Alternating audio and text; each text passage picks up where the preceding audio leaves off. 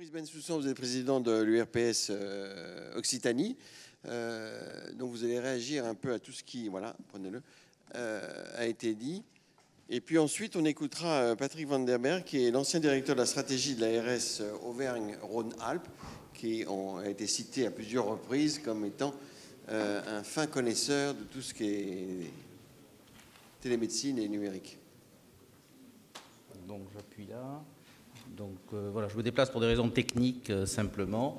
Et le point de départ de cette réflexion que je souhaite vous faire partager, c'est sans aucun doute ces bouleversements liés à la victoire de la machine sur l'homme, que ce soit au jeu d'échecs et surtout, semble-t-il, au jeu de Go, et de ce que ça peut amener comme incidences, fantasmes et autres réflexions par rapport à la médecine. Donc heureusement que Jacques Lucas a abordé la question du colloque singulier, ça m'évitera d'y aller. Dans cette confrontation de la médecine et de nouvelles technologies, deux écueils sont essentiels, ça a été un petit peu abordé là, c'est vraiment celui de l'emballement, de rester toujours à la page, et cette question du game et de la hype également, où il faut toujours être au devant, à la pointe et à l'avancée de toutes les choses. Et dans cette notion du cycle de la hype qui est décrit en 5 étapes là, par l'Institut Gartner, il est quand même clair que pour l'instant, l'intelligence artificielle, quels que soient ses grands progrès, reste encore au stade numéro 1, c'est-à-dire à celui de l'enthousiasme des débuts, qui était celui-là en 2005, et n'a pas encore évolué. Donc des marges sont à venir, mais il est sans aucun doute clair que tout cela va bouleverser nos pratiques. Et l'autre écueil par rapport à cette notion de game et de hype, c'est vraiment c'était mieux avant et il n'y a pas de choses à changer. L'histoire de l'homme augmenté, puisque c'est de ça dont il s'agit, est une vieille histoire. Hein. Dès la préhistoire, la question de l'homme, des vêtements, des outils pour prolonger la main, sans aucun doute l'écriture est la première augmentation cognitive et ça ne date pas d'aujourd'hui que des problèmes sont posés par les nouveautés et le dialogue classique entre Platon et Socrate, rapporté bien sûr par Platon, hein, qui va donner toute l'inquiétude de Socrate par rapport aux nouvelles, à la connaissance, aux acquis, et l'idée que l'écrit allait apporter quelque chose de très négatif et rendre les gens idiots parce qu'ils cesseraient d'exercer leur mémoire. À cette histoire d'homme augmenté, on retrouve aussi 3 siècles après l'imprimerie, après Gutenberg, à propos du livre, l'idée que la commodité de pouvoir trouver en un instant tout ce dont on a besoin de savoir fait qu'on se dispense d'apprendre. Donc ça date de 1785, c'est pas inintéressant. Donc aujourd'hui, en 2017, il y a toujours des livres, ça fonctionne bien, ça marche bien. Néanmoins, il est très clair que nous touchons aux limites du support papier dans les capacités d'augmenter notre mémoire par rapport à la machine. Et l'homme a toujours cherché, de toute façon, à travers les automates, la machine à calcul de Pascal, à augmenter, à se reproduire et à reproduire ses capacités sous une forme mécanique. La révolution numérique, on va passer très rapidement, ça a été dit, mais l'intelligence artificielle aujourd'hui est partout. Le deep learning qui permet donc à l'apprentissage des machines, faire des machines autonomes. Aujourd'hui, on est capable, et c'est en grande production, ce que faisait James Bond dans ses films, c'est-à-dire qu'il fait venir sa voiture avec son téléphone portable ou une télécommande. Donc c'est aujourd'hui possible. Hein. Les drones commerciaux sont aujourd'hui possibles. Les interfaces de conversation, on connaît bien. Les véhicules autonomes, enfin, vous avez toutes ces choses-là qui font qu'il y a une forte attente à la fois du citoyen, bien évidemment des experts et bien évidemment tous les groupes industriels. Et nous en savons quelque chose. Il y a un florilège médiatique, les articles ne manquent pas, je vous en ai donné quelques-uns à la fin, vous les retrouverez, on vous les fera passer, mais il y a des articles, adieu radiologues, dermatologues et ophtalmologistes. Hein, ils seront remplacés par des docteurs de silicium, il n'y a pas de problème. Aujourd'hui, la capacité des ordinateurs double en 18 mois. Donc c'est une accélération énorme des mutations, au point que des chantres comme Kurzweil, des nouvelles technologies, prédit que la machine pourra s'améliorer sans même intervention de l'homme. Donc on est sur des choses qui peuvent fasciner, et on est aux confins, bien évidemment, de cette question des humains biologiques vers des humains non biologiques, c'est-à-dire des humains améliorés. Et bien évidemment, vous trouverez très facilement dans les articles des fantasmes d'immortalité et des rapports à l'immortalité. Aujourd'hui, on est capable donc, de scanner le contenu d'un cerveau humain pour capturer l'intégralité de la personnalité d'un individu, sa mémoire, son histoire, ses talents également. Donc l'esprit humain va intégrer l'ordinateur et va fonctionner sur un mode numérique. Donc on est aux confins, bien sûr, de la science-fiction. On a vu aussi lors de la dernière campagne électorale qu'il y avait aussi des incidences politiques et sociales autour de ce progrès du numérique, de l'ordinateur et de la machine, des robots qui vont tuer l'emploi. et qui vont nécessiter de mettre en place un revenu universel ou renforcer des secteurs qui ne sont pas des secteurs marchands, un tiers secteur non marchand. Donc, il va y avoir une disparition du travail humain et on est toujours dans cette idée, est-ce qu'on transforme, est-ce qu'on remplace? Donc, ça a été abordé à plusieurs reprises, ce sera sans aucun doute repris, on est entre le mythe et la réalité d'une médecine sans médecin et qui n'est pas seulement une forme de dialogue que l'on peut avoir fréquemment avec nos ARS en fonction, bien sûr, des territoires géographiques. On aura aussi l'occasion d'en parler dans ces 2 journées. Mais quelle est l'évaluation des risques? Ça a été un petit peu brossé par Jacques Lucas à l'instant, autour des conflits d'intérêts, des aspects économiques, des aspects de pouvoir, de la technocratie sanitaire, bien évidemment, des GAFAM, on n'oublie pas le M, et les 2A aussi, et puis quelles sont les incidences sur la liberté et sur l'égalité, ça a été également apporté. En médecine, ce n'est pas aujourd'hui que les pratiques médicales, ça fait 50 ans, sont infiltrées par l'intelligence artificielle. C'est évident dans les actes techniques qui ont été largement améliorés et aussi, pour certains, supplantés complètement dans leur réalisation par l'intelligence artificielle. Et tout ça est évident si la médecine est une affaire de maladie et non pas une affaire de malade. Au-delà de seuls aspects techniques, la psychiatrie n'échappe pas à l'intelligence artificielle. Des agents conversationnels existent. Il y a le premier psychiatre artificiel, ça date de 1966. 1972, c'est le premier patient artificiel, Paris, et il y a eu des échanges entre patients et psychiatres, et avec Alice, qui en 2000 a été avec des puissances qui sont des puissances de l'informatique, et c'est un psychiatre extrêmement plus puissant en termes de capacité. Il y a des systèmes experts un petit peu abandonnés aujourd'hui, mais vraiment qui étaient en vogue dans les années 80 et 90, et qui ont un peu tourné court par rapport à ce qui a été dit aussi, c'est-à-dire qu'ils ne pouvaient en effet redonner et ressortir que ce qu'on leur injectait, et c'était vraiment extrêmement dépendant des personnes ou des institutions qui s'en servaient, et ça a été testé en psychiatrie sur la dépression et sur la psychose, ça n'est pas rien. Et on a aujourd'hui des assistants virtuels en psychiatrie, donc ce sont des compagnons qui vont être disponibles H24, 365 jours par an, qui sont utilisés dans des e-supervision, e-training et aussi des e-thérapies, et qui vont, je crois qu'on peut les apparenter aux compagnons que l'on trouve quand on a besoin d'une maintenance sur nos ordinateurs. Chacun d'entre nous qui a un ordinateur pourra voir de quoi l'on parle. Qu'est-ce que c'est que l'exercice de la médecine? Donc on revient. Est-ce qu'au débat qui a séparé avec 600 ans d'écart, Hippocrate et Galien, est-ce qu'on soigne le malade, est-ce qu'on soigne la maladie? Aujourd'hui, certaines pratiques médicales, y compris de grande qualité, peuvent se faire en limitant l'intervention du médecin à un simple acte où le médecin d'ailleurs ne va rien savoir de son patient. Il connaîtra le nom parce que c'est un peu incontournable et obligatoire, mais au-delà, il peut ne pas savoir s'il a des enfants, s'il est marié, quel est son métier, ce qu'il fait dans la vie, ce qu'il vient de vivre à l'instant, et il aura pu faire un acte médical, y compris de qualité. On a vu ce film assez intéressant qui est Air, de Spike Jonze, où le virtuel a des prétentions vers l'empathie, où cet homme tombe amoureux de sa machine. Et est-ce qu'en médecine, puisque ces constructions sont possibles, on doit laisser le patient se prendre au jeu de confondre la machine médecin avec l'être humain, avec des robots perfectionnés et qui seront sans aucun doute dans l'avenir de plus en plus perfectionnés, de plus en plus performants, et quelle brèche amène-t-il dans les pratiques médicales? Le sujet va ressentir l'empathie du robot, il n'y percevra pas du tout qu'on est dans une réalité virtuelle, et il est peut-être même libéré par le fait qu'il n'y a personne pour le juger d'une certaine manière.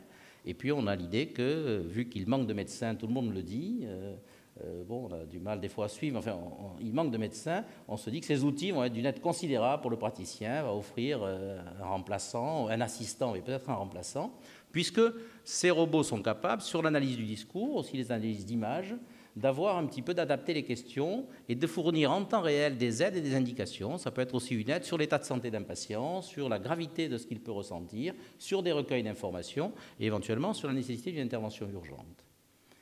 Mais dans ce cas, on limite un petit peu la relation, et on limite pas un petit peu, la relation est limitée à une façon de s'adapter, question-réponse, au discours et à ce qu'on peut analyser.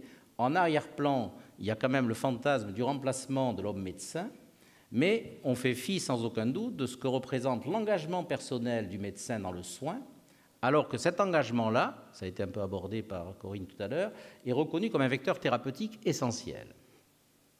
Alors, Aujourd'hui, un homme, un médecin, n'a pas les capacités de traiter tout seul, même s'il avait des augmentations que nous fournirons sans aucun doute des sociétés qu'on utilise au quotidien, n'ont pas les possibilités de traiter l'ensemble des données médicales et du stock de l'information médicale qui existe, y compris peut-être pour un seul patient.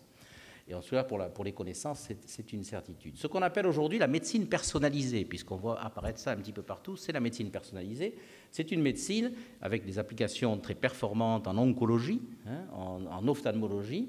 C'est une médecine qui est orientée autour du recueil de données, des data-driven medicine, et qui croise des modifications et des caractéristiques hétérogènes du patient, l'imagerie, la biologie, toutes les données autour de l'ADN, de la génétique, les tests neuropsychologiques, des entretiens, et avec un gain qui est inégalé en termes de résultats, en termes de diagnostic et aussi de traitement et d'indication thérapeutique.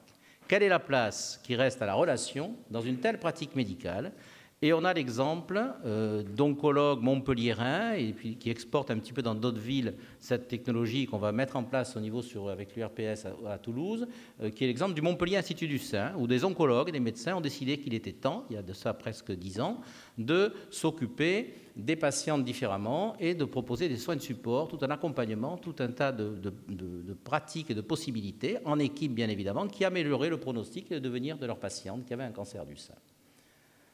Alors c'est vrai que l'intelligence artificielle, ça nous rend la vie plus agréable, plus facile, plus pratique, et les nouvelles technologies infiltrent nos tâches, mais est-ce que l'intelligence artificielle va rester un simple outil pour la pratique du médecin ou non? Est-ce qu'il faut construire des machines et des robots qui soient anthropomorphes? C'est une question.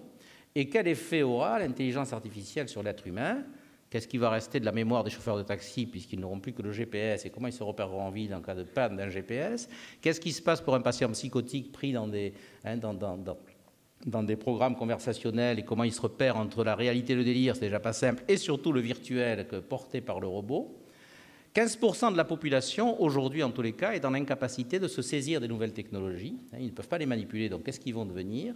Et qu'est-ce qu'on fait en effet des conflits d'intérêts, du profit, du pouvoir et de toute utilisation de ces données? Mais déjà, les smartphones, on en a parlé, j'y reviens pas, véhiculent nos données personnelles. On peut tout à fait savoir exactement ce qu'on a fait depuis X jours, la journée, où on est allé, et bien évidemment, si j'utilise les données, on peut savoir le nombre de pas, si j'ai fait du sport, si j'en ai pas fait, voilà, tout est là. Qu'est-ce que, bien sûr, on a souligné l'intérêt des assurances, des mutuelles et du banquier. C'est une évidence, il n'y a pas besoin de faire un dessin à personne. Et ensuite, quelle relation on va entretenir avec notre double virtuel? Enfin, il y a d'autres questions qui peuvent apparaître, bien évidemment. Guy Valencien, qui a écrit là-dessus, dit bien, et je crois que c'est assez intéressant, combien le robot apporte pour lui une aide supplémentaire dans son travail de chirurgien, avec une amélioration des résultats et une diminution des risques, et aussi en même temps que ça le dépossède d'un savoir-faire chirurgical, et il espère que ça va lui donner du temps pour s'intéresser un peu plus à la relation qu'il a avec son patient. C'est un chirurgien qui dit ça, c'est pas un psychiatre.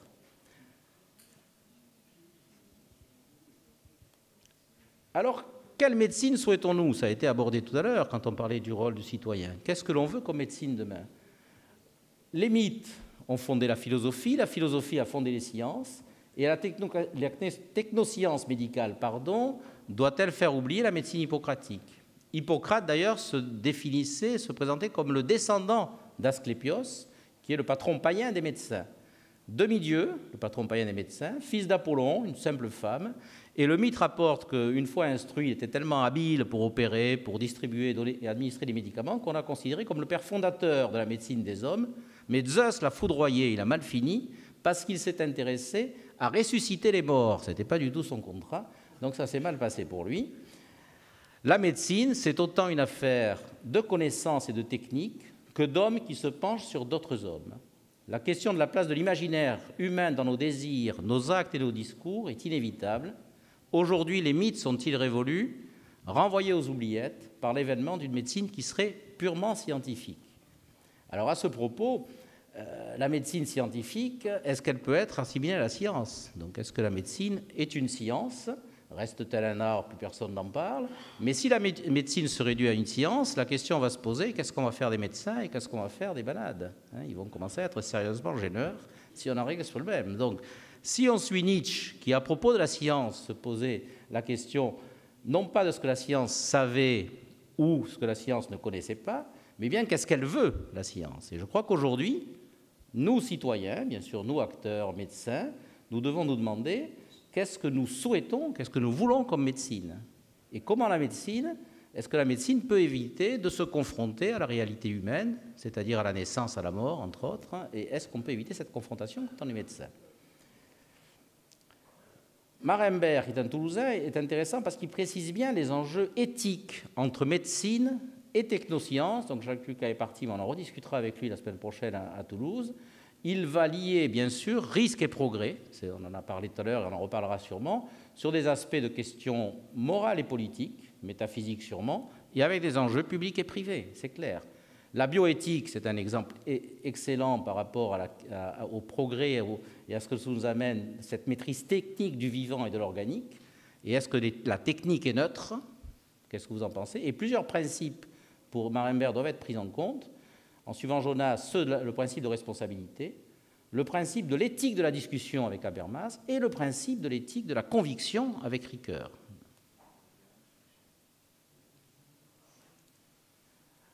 Une ouverture, sans aucun doute, par une approche psychosomatique, c'est-à-dire une approche qui va poser la question de la pertinence de la division entre le psychique et le somatique, c'est-à-dire entre l'âme et le corps.